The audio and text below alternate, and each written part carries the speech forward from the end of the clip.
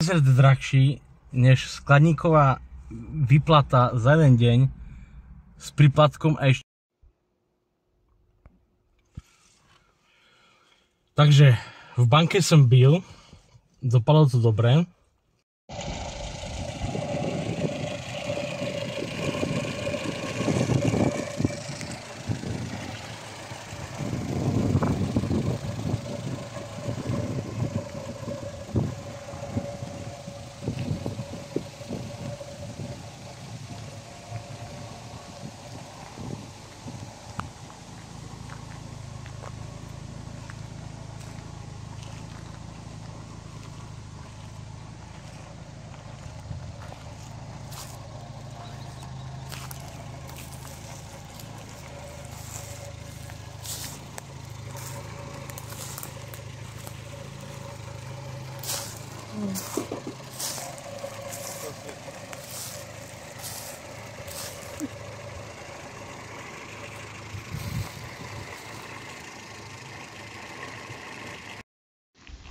Vážení priatelia, dobrý deň, ja vás zdravím. Po roku videa, kde bola tá trojková Fabia v MPIčku, vás strašne zaujímali vlastne v komentároch, aj boli dobrohlasy všeobecne na to video. Je to takové praktické auto, asi sa pýtali normálne veci. Ja vám prinášam videá, ktoré nie sú moc tak kvalitne upravené, ako vidíte dneska na internete profesionálne, ale tí ľudia to točia hodinu, strihajú to 100-200 hodín a ja prakticky robím 1-2 malé strihy. Ja to skoro vôbec nestriham a točím to spontánne bez scenáru, jo. Preto dneska pozrieme sa na úplne obyčajné auto. Takže máme tu Škoda Feliciu. Po Felicii poznáme vlastne tie 4 motory. 1.3 s karburátorom benzínovú, 1.3 MPI, verze 40 a 50 kW. Máme potom 1.6 už vo Volkswagenu. Tie motory neboli moc spráhlivé, mali 55 kW, žrali olej a neviem čo všetko. Mali zase aj klimu, aj iné veci, tak troška vyššia výbava. A potom tu máme 1.9 diesel, mechanické čerpadlo bez elektroniky, 47 kW. Tu máme 1.3 MPI, 50 kW. Felicia je toľko nenávidené auto, pretože úprimne si povedzme, vzhľad je aký je. Jo, vzhľadom to nejak neťahá, dá sa kúpiť aj dobrý kúsok, ale stojí na české koruny okolo 50, 60, 100 000 korún českých stojí Felicia, ktorá je naozaj absolútne, dá sa povedať, že v dobrom stave. Toto auto nie je ukážkový kúsok, lebo je to skoro auto, ktoré sa používalo na podnikateľské účely robotnícke, takže, ale jazdí nám. Jo, teraz už takom môžeš to prejsť dookola, teraz to auto. Ja poviem s tebou. Keď sa auto kúpilo, vyzeralo katastrofálne, jo. Malo zimné pneumatiky, sivé, poškrabané. Auto bolo celé špinavé, sfúknuté gumy. Vôbec to nešlo, proste všetko zaseknuté, jo. Teraz už v tejto dobe už máme, aspoň sme dali tam letné pneumatiky, sú troška nastriekané. Máme tu už aj lišty, ktoré po myti boli tiež nastriekané tým silikónom, aby to nejak aspoň vyzeralo, aspoň na oko, jo. Toto auto máme výbavu GLXi, aj keď na kufri ste možno videli niečo iné, ale je to len preto, že kufor je menený minimálne jedenkrát. Takže Felicia z roku 98. A teraz prečo je to tak strašne nenávidené auto, jo? Prečo toľko hejtu okolo toho, prečo toľko, že je to sračka, neviem čo. Tak prvom rade, ak sme spomenuli, je to ten vzhľad, jo. Ten vzhľad dneska už auta vyzerajú úplne inak. Po druhé výkon, jo. Maximálny výkon vo Felicii bol 55 kW. 55 kW dneska, keď vieme, že väčšina aut má okolo 80 kW a viac, tak 55 kW je naozaj málo. Jo. Ďalšia vec je spotreba, jo. U spotreby Felicii vieme, že jediné, čo mali reálnu dobrú spotrebu, boli 1.9 v diesli. Všetko ostatné chlasta proste, žere proste minimálne tých 7 litrov až 9, 10. Závisí od stavu motora, závisí od stavu a stáži komponentov štýlu jazdy. Jo. Máme tu ale aj výhody Felicie a to je práve to, to je práve to, že my keď sa pozrieme na napríklad na motor alebo ho kde inde, tak máme tu obrovskú výhodu, že je tu toho málo v tom motore a všetko spravíme, vlastne nie všetko, ale veľa vecí spravíme obyčajným naradím. Nepotrebujem žiadne automechanické, drahé, špeciálne 20-krát zamnuté do pravých uhlov kľúče s špeciálnymi lavicami a neviem čo všetko, aké návody komplikované proste z Ameriky, z Anglicka, z Thajska a neviem, kung fu metódy a neviem čo všetko, aby sme vlastne sa mohli dostať niekam, jo. Takže obecne za to, jo.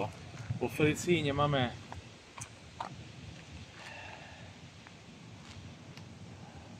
proste máme všade dobrý prístup. Ako vidíme cievka, potom vyššie. Ako vidíme cievka, zapaľovací panel, potom sú sviečky. Tam máme vstrekovače, vstrekovacia rampa. Hore pod tým krytom je škrtiaca klapka a tá elektronika toho udržiavania tých otáčok a riadenia toho voľnobehu a tých vecí. Tady máme riacu jednotku, tady klasická držka, brzdová pumpička, posúvač brzd, kompenzačná doba kvapaliny, ostrekovače to vieme, vzduchový filter, nadoba, jak sa teraz bude volať? Pozor, nie je to filter, ako sme si mysleli palivo, je to nadoba s aktívnym uhlím.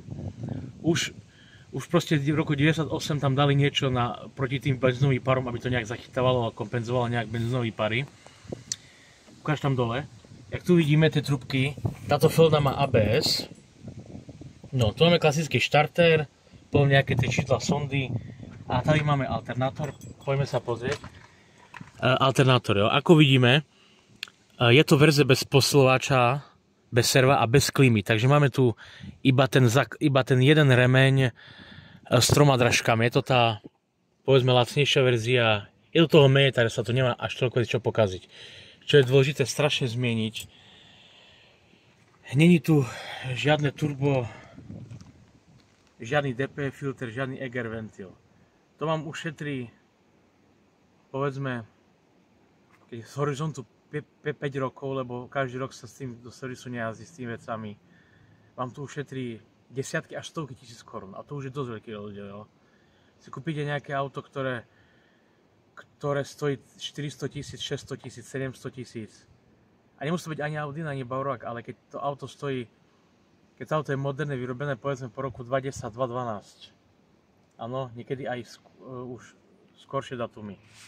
Už to má samé nezmysly v sebe, jo. Ako sme spomenuli, turbo, DP filter, Eger ventil. Tie súčiastky stoja vraj desiatkov tisíc, jo.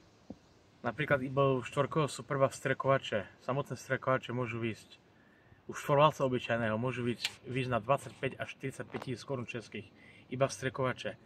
DPF-ka originálne vieme, že stojí okolo 50 tisíc korún českých, keď sú originálne. Turbo vieme, že tiež nie je lacné a tie súčiastky nemajú extra dlhú životnosť, jo. Ničia sa hlavne tým, že sa jazdí na krátke trasy, áno. Niekto hovorí, že sa ničí auto na dlhých trasách. Na dlhých trasách sa ti maximálne ničia pneumatiky a spotrebuje sa viac paliva. Logicky, či na sklonco tým viac paliva, to je asi logické. Ale čo sa týka tých súčiastok, tých moderných aut, je potreba ísť v jednom smere jazdy minimálne 50 km. Jo, 20-30 km potrebujeme na poriadne zahriatie auta a ďalšie na tú teplotu, aby sa spaľovali tie karbony v tých súčiastkách.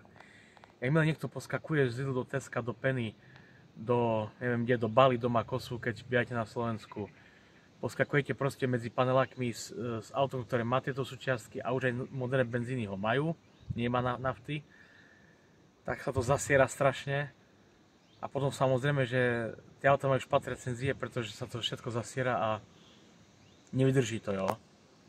Kdež my máme skúsenosti, mám osobné skúsenosti a skúsenosti mnohých ľudí, ktorí jazdia s tým dlhé trasy, tak práve je na mieste tá spokojnosť proste, že keď jazdím tým dlhé trasy na diaľniciach s stabilnými otáčkami, napríklad otáčky kolom 2000, kdež vlastne sa nič nepricpáva, kde je stabilná rýchlosť, tak naozaj tie súčiastky majú vysokú teplotu, všetko pekne v nich horí, rozpúšťa sa a vychádza ten bordel vonku, jo.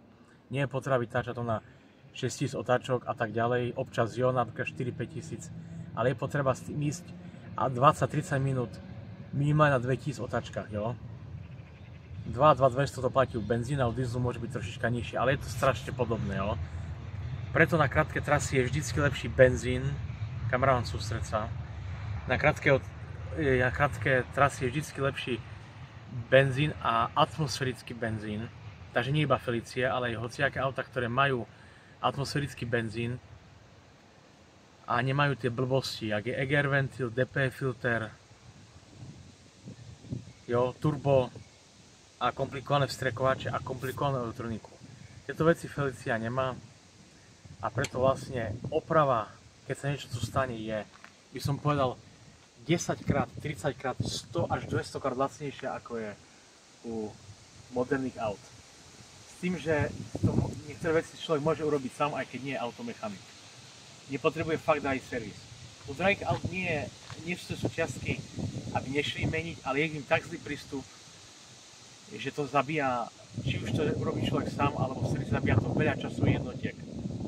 Preto keď niekto jazdí ročne do 5000 km, do 10 000 km, neoplatí sa mu proste. Ja samozrejme teraz sa možno budem skúsiť na internete, že rozprávam takový, mám pravdu, nemám pravdu. Každý má iné skúsenosti.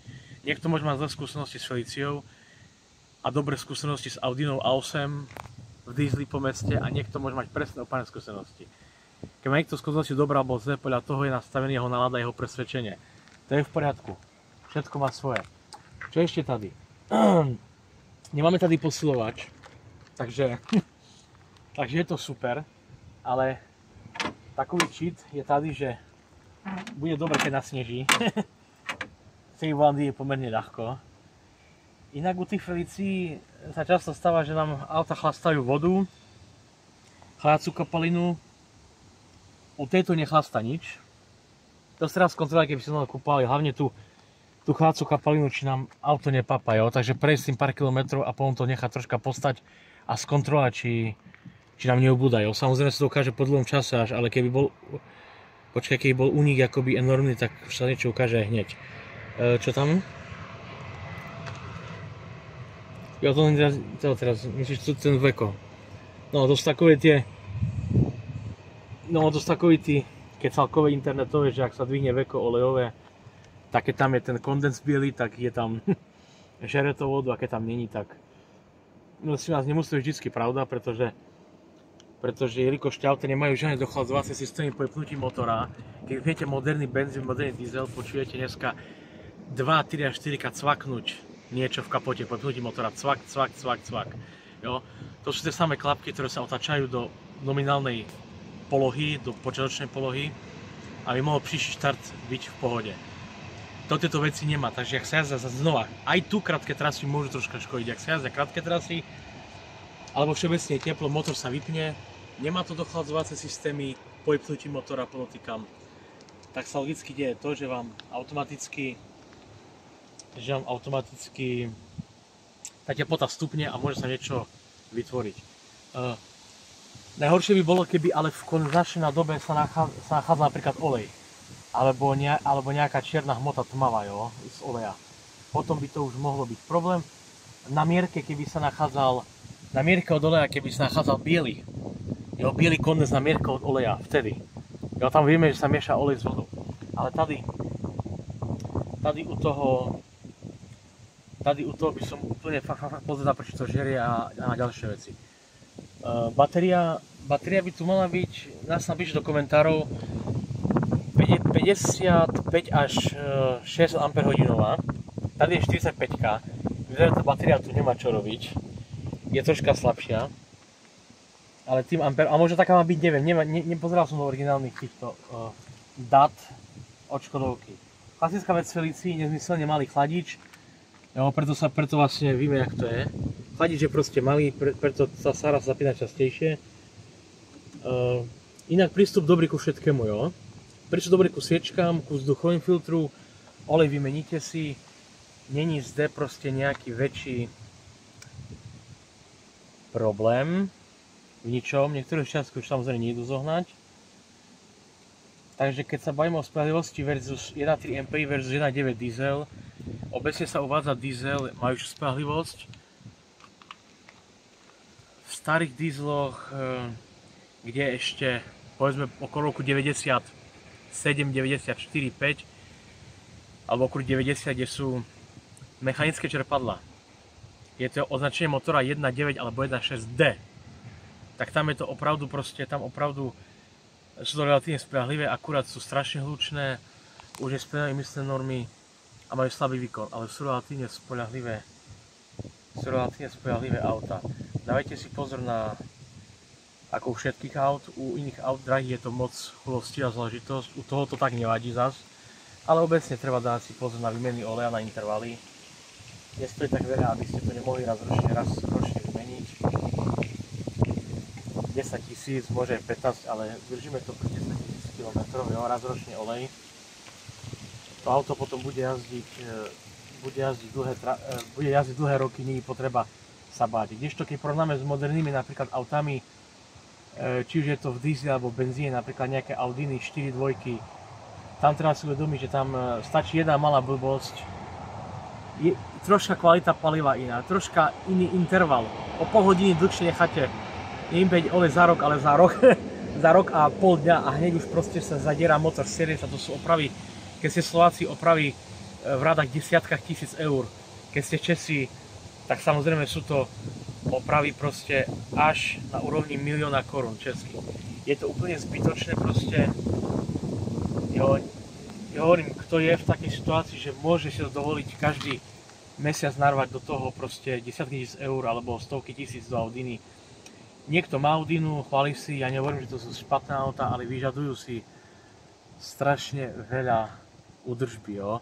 Keď pojmeme tie klasické motory 1.9 TDI, ale čo boli aj v Golfoch, Passatoch, v Oktávkach, vo Fabiách, tak tam samozrejme to bude iné.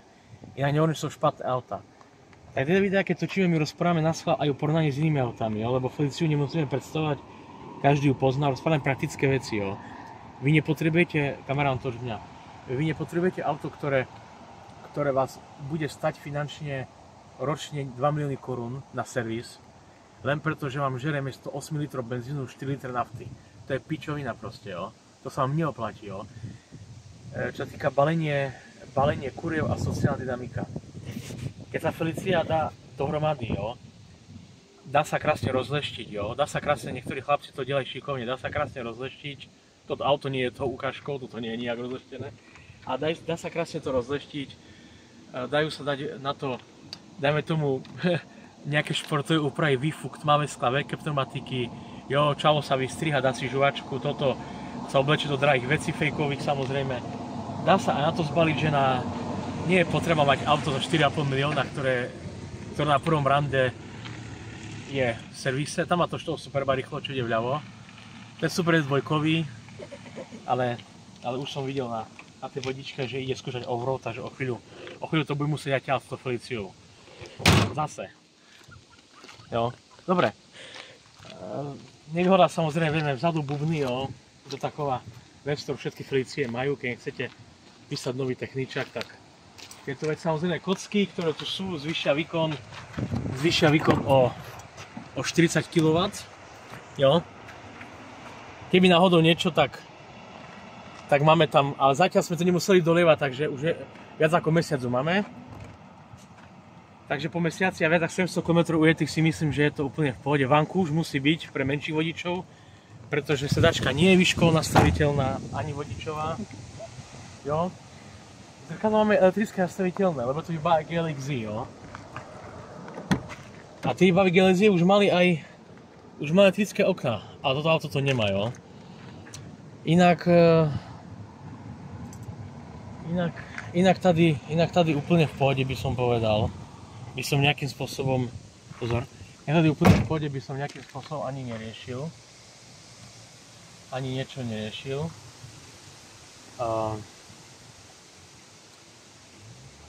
Čo tu ďalej ešte máme? Kufor máme samozrejme v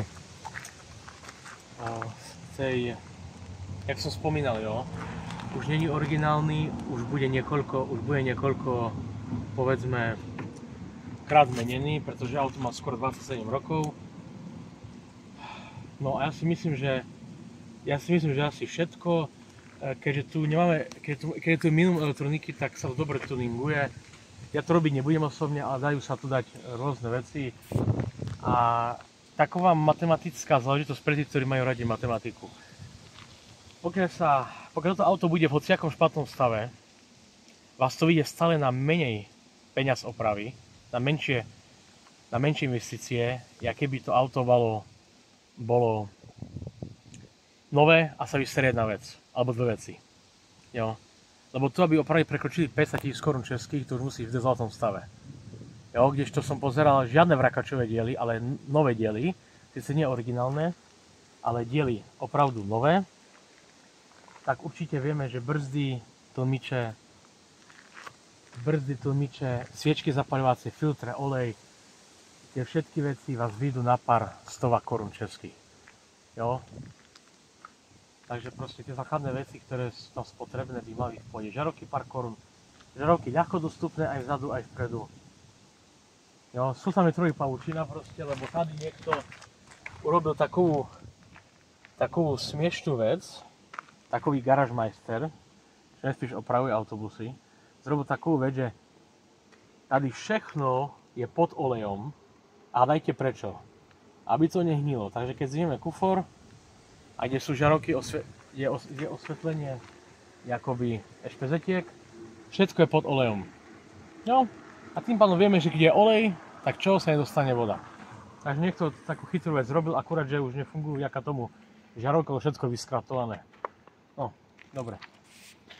Kameraman ukáž strešné okno. Strešné okno neskúšame otvárať, pretože asi by nám vyletelo z Česka až na Slovensko po diaľnici. Pretože je to životne nebezpečné. Toto nie je hezký kousek, jo. Hezký kousky, jak sme spomínali, stoja 60 000 českých, takže vemte, že hezké kousky stoja tak 2 500–3 000 eur na eura stoja hezké kousky Felicie, ale my sme tady museli vymeniť vlastne, okrem tých pneumatik, oleja, filtrov, museli vymeniť sterače lišty boli katastrofálne, tieto sú drahšie, než majú Mercedesy. Sú fakt dobré aero, uchytenie to bolo sranda, máme 10 druhov uchytenia u každého typu steračov, takže dokopy 80 uchytení dohromady môže existovať. Samozrejme, čo som to ešte chcel povedať vlastne? Tady tá prehádka, velice zaujímavá vec, sa vyťahuje od tvára, to sa mi veľmi páči. No. Tu je dobré, tu si môžete, aké chcete radio, to dáte preštem popolník, dáte si to radio obrovské s obrazovkou, už my u minulej Felicii sme toto mali na filmy, na flešku, na všetko, takže je to v pohode. Tu je taková jedna vec, čo ma tak docela zarazila. U starších aut býva, možno niektorých nových, býva palivový filter vzadu pod palivou alebo nad palivou a držou. Jo? Takže je tam špatný prístup strašne. Jo? Trubky, palivová nádrž, špatný prístup k palivovému filtru. Tento palivový filter sme pozerali, je originálny ešte, takže má skoro 27 rokov. Ten je nutno vymeniť. Jo? V auto môže strácať výkon, takisto treba zmerať tlak čerpadla, ktoré malo by mať aspoň 3 bary. Samozrejme, keď také staršie padlo, práve tlak 3 bary nemá a pri vyšších otáčkach môže ten motor samozrejme nedostávať dosť benzínu. Jo. Takže pokiaľ nosíte aj pozor, zarmucuje ma, že je proste tam špatný prístup. Nechápem tomu, u dnešných moderných aut sa nachádza, aspoň u dieselov sa nachádzajú väčšinou tie palivové filtry v kapote. Vyzerajú tak podobne, ako vyzerá ten carbon box, čo sme videli, ale nie je to u nás palivové filtr, je to naozaj box aktívnym uhlím. Kdežto tu palivový filter vzadu, okolo nádrže, je tam špatný prístup, jo. Ide o to, že musíte tam sundať nejaké veci a keď je to staré auto, môže to prasknúť a sa to môže rozpadnúť, jo. Nič vážne, ale nejaké plechy tepelné, ktoré povedzme, že kryjú výfuk od palivovej nádrže. Teda musia byť logické, aby to baflo. Takže niekoľko blbostí proste, ktoré si fakt mohli odpustiť. Nechápem prečo nie je to, keď to tlakový systém. Pochopím s karburátorom, že je je to tak, že to musí byť ísť gravitačne ten benzín, ale u tlakového systému, kde distické čerpadlo, možno vyššie do komentárov, nechápem, prečo ten filter nie je v kapote. Ja chápem, že chráni tie palivové trúbky hneď na začiatku, aby po mne trvalo okrem filtra menej ešte aj trúbky. No, tak toto dá jediný zmysel, ale proste chápete, že proste vec, ktorá treba vymeniť. Pozeral som sa na tie veci, po toľkých rokoch z toho filtra nevyteče benzín, ale vyteče z neho olej. Ale to nie je od motora, to je od nadrže. To je od toho proste 20 rokov stankujem a tak ďalej, tak ďalej. Takže tieto veci, nejde tu vraj zohnať filter topenia, niektoré staré Felicie ho nemajú. Jo, staré Felicie nemajú filter topenia. Po roku 2000 by už mali mať filter topenia, alebo kabinový filter, jak chcete to môžete nazvať. Tak tieto veci môžete ťažko zohnať už, jo. Inak ktoré si ešte idú zohnať, no a klasická vec, teraz sa pozrieť na termostaty, na prehrávanie auta, jo, lebo to staré auta neboli stále na popojíždenie v kolonách. Klasická je potreba vymená aj chladice kapaliny, pretože môže byť stará, ak je stará, už smrdí, ak je smrdí, to nevadí, nám to vonia, čo sme z dediny, čo sme sedláci a gadžovia, ale pokiaľ je stará, tak vlastne nemusí mať dobrú vodivosť, tepelnú a neodvádza to dobre. Takže opravdu, jo, pokiaľ potrebujem na dlhé trasy, nebudem brať Feliciu 1.3 MPI, a vôbec Feliciu brať nebudem. Ale pokiaľ jazdíte 5000 km ročne, nemá zmysel, aby ste jazdili na diesli kvôli spotrebe. Lebo už jedna oprava dieslu sa vám na spotrebe neoplatí proste. Ušetríte na spotrebe 1000 korún a dáte do pravi 30 000. Neviem, k čomu je to dobré, jo. Ja mám osobne rovnako rád nafty a benzíny, ja nie som fanúšik odporca jedného alebo druhého. Ja mám rád obidva, ale proste nebudem proste pre 2-kilometrové trasy štartovať naftu. Jo. Občas jo, raz za rok treba niečo zabudnem o toto, ale určite nie. Jo. Takže takto. Takže teplota. Fyziku nejde oklamať, fyzika má svoje limity. Dobre ľudia, tak to sme si povedali. Jak tu máme inak. Tu sa pozrite, šílenie voľná kulisa riadiacej paky, jo, ale 27 rokov za to, áno. Takže mne sa páči to, že tu sú len tie základné veci. U výbavy GLX máme aj hmlovky, nie iba zadné, ale aj predné hmlovky u GLX výbavy, aj u niektorých vyšších. To tu je akoby navyše. No a prakticky len to, čo potrebujeme, nič nás tu nerozstýluje v tomto aute. Tá Felicia, ak je zabité do tuningové svetlo, ktoré si majú vyrobiť, lebo už niektorá ho má, každá jedna. Zadné tiež sú zatmavené, že jo, tie spatečkové okienka. No ideme to skúsiť, jo. Mali sme problémy so štartami, pretože bol tu 100-ročný olej. Auto stalo pol roka v bazáre, strašne baterka slabá, ale skúsime. Teraz to funguje normálne, jo, pretože už sa o to staráme, jo. Mne to robí strašnú radosť toto, jo, že viem, že proste si to môžem opraviť aj sám doma a nemusím kvôli tomu chodiť do servisu a tak ďalej, jo. Samozrejme, bezpečnosť, no. Ručná brzda tu svieti pretože nám pravá strana zatiaľ nebrzdí, ručnej brzdy a to lánko vracia naspäť, takže vypínač je hore. Je to proste klasika starých aut, že sa lánka roztrhajú, opotrebujú a tak ďalej. A svieti tam ešte airbag nám svieti. Ale to je tým, že proste tento majiteľ, čo tu bol predtým, tak samozrejme, že musel urobiť dojem, že je auto mladšie, ale menej kilo. A volant, jak vidíme, už nie je pôvodný, inak by už bol z neho hlina. A samozrejme pri zapojení airbagu je tam nejaká chyba. Nič závažné, žiadny tlak oleja, žiadna baterka nesvieti, auto sa neprehrieva, takže zase. Koľko tu videl nového auta, koľko u toho, jo.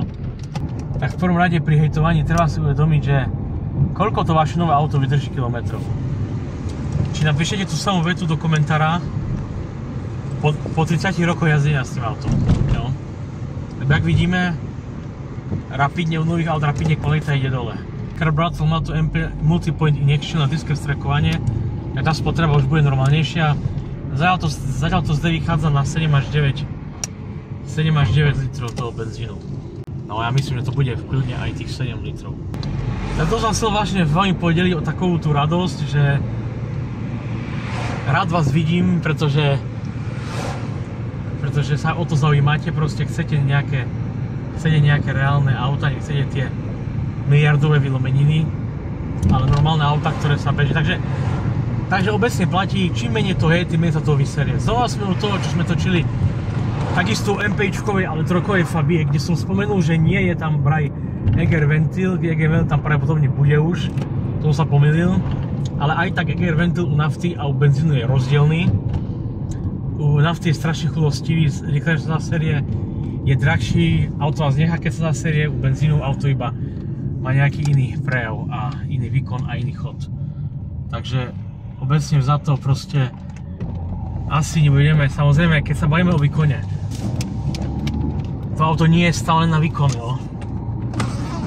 Ale každý deň do práce, keď potrebujete, ste z práce unavení, v Bene vám srnka napríklad do cesty, koľko dáte za opravu auta po roku 2012 v servise, po srnke? Koľko dáte za felzu? No, tak to sú také veci, ktoré nejde nijak oklamať a nemôžete mi nič vyvratiť, lebo jo, čo havarijné poistky? Havarijné poistky na vozidlá staršie ako 6 rokov sú tak drahé, aby poisťovňa vydala na tom, že vlastne tá havária ani vás takú škodu nespôsobí, jak tá poistka finančnú. Keďže benzín má zapaľovacie segmenty, ako sú sviečky, kable, cievky, prípadne nejaké tie rozdeľovače a tieto veci, môže dochádzať k výpadkom zapaľovania, čiže u nafty tak často nedochádza.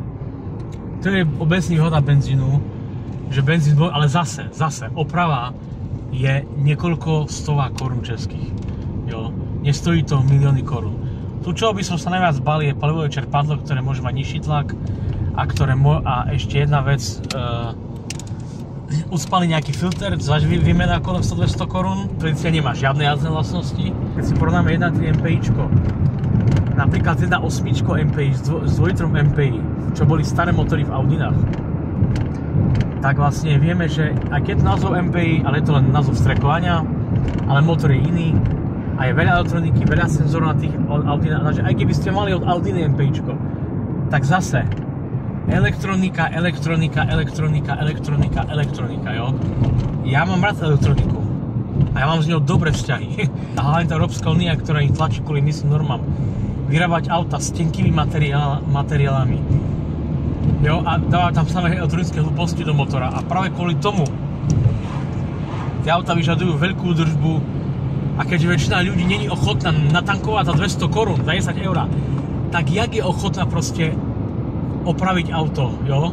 Radšej dá do bazáru. Krátke trasy, naozaj lepší by bol ten benzín, jo? Lepší bol ten benzín bez turba, bez DPF filtra, takže staré benzíny. Jo, prípadne bez Eger ventilu, jo? Mestskí policajti nás videli, ale sa bali, pretože to je stroj času tohoto. Oni vlastne ostal sám sebou, aby som neodbočil od svojej vlastnej autenticity. Tak je Ale keď sa bavíme o niektorých vybraných kusoch, keď príde holka 16, 17, 18 ročná do auta, naštartuje zase ten vyjebaný príklad. Naštartuje Bavoraka, ktorý je nejaký označenie 440i. Auto je 6 nebo 8 válec, opravte v komentároch. Nemám čas na tie nemecké auta. A ona proste príde, tady zmačkne start-stop systém. Zmačkne tlačidlo Dčka, nebo páku Dčka. Pridá plyn. Auto má za 4 sekundy stovku na tachometri. Na suchej ceste ju stočí 4 krát. Čo taký človek sa môže tešiť zo života? Veď taký človek sa neteší už ničoho. Ale u Feldy, u Warburgu, u Škodoviek, u všetkých starých vrakov sa tešíte, keď vám to auto naštartuje. Dneska moderný človek príde, zmačne gombík, budíky hore-dole, kontrolky zo svietia, 4-5 zvukových signalizácií, samé kokociny, naštartuje to, ide, odvezie sa, vypne motor, keď dá čo servis a vôbec nevie. A teraz si zoberte, že ja každý deň sa bojím o svoj život. Ja mám strach, že príjem ku autu a nenájdem motor. Že nenájdem štarter. Ja ho naštartujem a ja pred jazdou plačem ešte, že auto naštartovalo. Obrovská radosť, ktorú mladá generácia nepozná. Oni nevedia na svetla. Vidíte? Každý mám pozorný, každý mám rád. Chápol som svetla, lebo som dobíjal baterku. Tady je 70 amperový alternátor, takže keď máte troška menšiu baterku kapacite, tak je potreba chvíľku, no ale nie je to nutné, ale ja tak robím a sa baterka hodne zlepšila a drží a 2 dní, 3 dní vydrží v pohode. No, z čoho majú tí ľudia radosť? Povedzte mi, z čoho? Z ničoho, jo? Naštartujú, idú, žiadny adrenalín, nič, len drahý servis. Takže ja mám takovú radosť proste, že to funguje, hej. Keď sa vysere auto, ktoré má posilovač, servo, je fakt drahá oprava. Jo. Auto vlastne ani nepoje plnutým volantom, pretože keď v aute nemáte posilovač, auto ide ťažko. Keď máte, ide ľahko, ale keď auto, ktoré má posilovač, a väčšina má, sa vysere, tak s nimi otočíte. No, skúste si otočiť na schvál, keď máte v aute posilovač, a väčšina ľudí má, skúste si otočiť s vypnutým motorom, si otočiť volantom, keď máte motor vypnutý, auto, ktoré má posilovač. Hej, takže fakt ako drahé opravy, stovky hodín servise, jo, a je to úplne, za mňa úplne na krátke trasy zbytočné.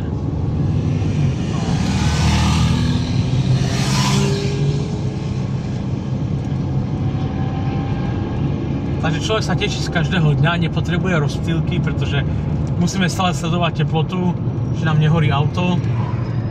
Musíme sledovať nosom, jaký je stave chladca kapalina, takže je to všetko.